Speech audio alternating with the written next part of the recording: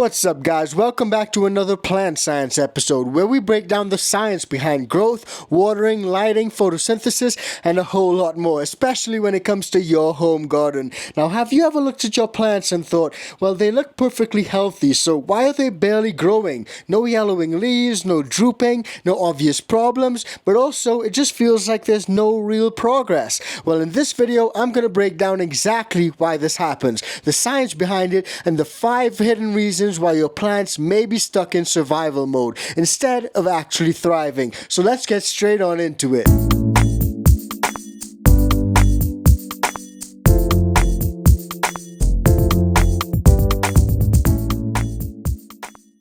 What's going on, guys? Welcome back to the channel, and if you're into plant science, growth optimization, and actually understanding how plants work, the science behind it all, then you're in the right place. So be sure to subscribe and hit that like button, because today we're talking about one of the most frustrating situations that home gardeners may run into. Healthy looking plants that just won't grow right. Now here's the truth that most people don't realize. Healthy does not necessarily mean optimal. Plants can survive in conditions that are far from ideal. What you may be seeing is a plant that's not dying, it's not stressed enough to show any damage, but it's also just not growing efficiently. Think of it as like a human being who's living on just enough food to survive, but not enough food to actually gain muscle or really have energy to get you throughout your entire day of work. And that's just how plants are. That's exactly what's happening to your plant. So for number 1, let's kick it off with the light. First off, it's all about this light right here in that grow tent. Because if your grow light's not strong enough, then this is the number 1 reason of slow growth. Your plant may look green and fine,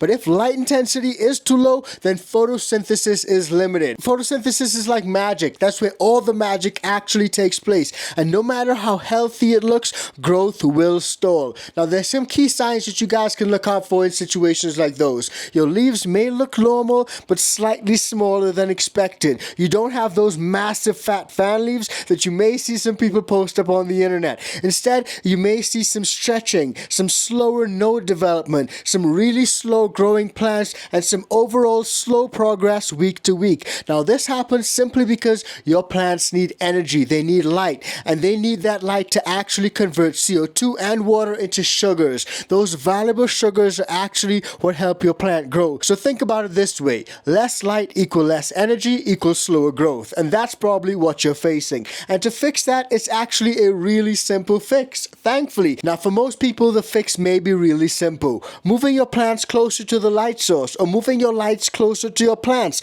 A lot of these lights in indoor situations, you can also increase the light intensity. You can have those lights on strings, you can lift them up and down, you can have it with the dimmer, and you can turn that intensity up and down. If you're outdoors, you do want to ensure full exposure to the sun, or as much as possible. When I was gardening outdoors, there were situations where I'll have to move the potted plants and constantly try to find the sun, because the sun is always moving throughout the day. So always try to get as much light as possible without giving your plants light burn. That's a really important one. Now number 2, your roots may be struggling. And here's something most people overlook. If the roots are not thriving, then the plant simply will not grow, even if it looks fine above ground. And that's a common issue that a lot of people face. A lot of folks actually call this a common hidden root issue, simply because you may not notice it at first. Something like overwatering, that causes low oxygen in the soil. It causes compacted soil and just poor drainage overall. Those are common issues that really can be overlooked very easily. And in situations like that,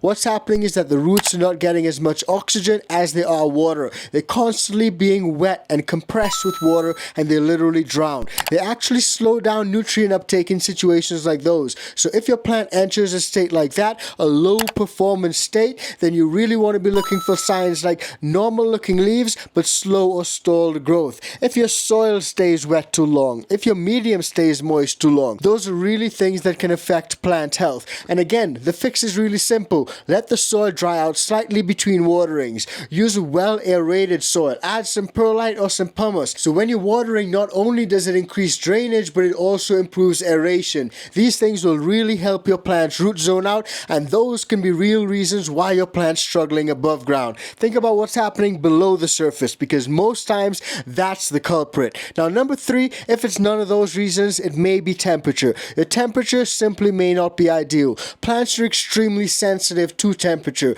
more than most people think, even if they're not showing stress. Now, by being slightly too cold or too hot, that can actually slow your plant's metabolism, and that's not good. You want to make sure that your metabolism is dialed in at all points. If it's too cold, that results in slower enzyme activity, but if it's too hot, then energy actually gets diverted to survival. Your plant's survival instincts kick in. Like I said at the top of the show, plants have literally been on this earth for centuries, so they've learned to adapt, but they're also really sensitive to temperatures. And when it comes to certain types of plants, certain species, most plants actually thrive in moderate temperatures, not extremes. So just because your plant's not dying, it does not mean that it's actually comfortable and it's actually maximizing efficiency.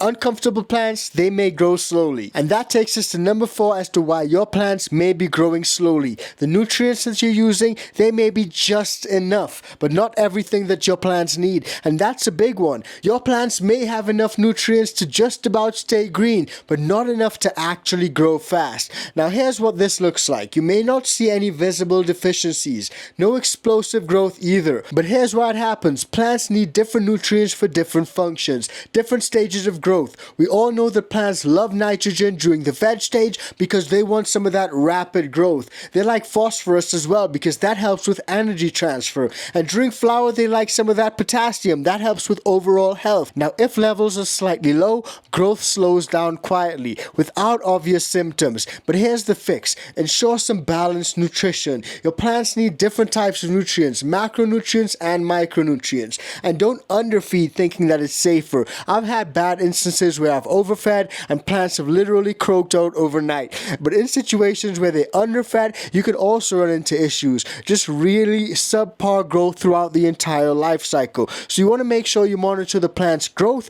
not just the leaf color, because sometimes they may be getting just enough to look like they're doing just enough, but they really are not. Now number 5 is a big one. A lot of you guys with indoor gardens are running in things like these, different types of sizes and varieties of grow tents. These tents are really useful, but in situations like those, you may have low airflow. In situations like that where the airflow is confined to what's going on inside of this tent, airflow may be ignored. Oscillating fans and carbon filters, those work great, but it's not as good as the outdoors. So you really want to try to mimic the outdoors. Plants need airflow. Plants need CO2 to grow effectively. Without it, gas exchange slows. Photosynthesis becomes less efficient, even if everything else is perfect. Now, I'm not saying you need to go and grab CO2 canisters and massive systems and throw them into your grow space, but I am saying that air exchange and airflow are really important. If everything else is perfect, growth may still be limited if you don't have proper airflow.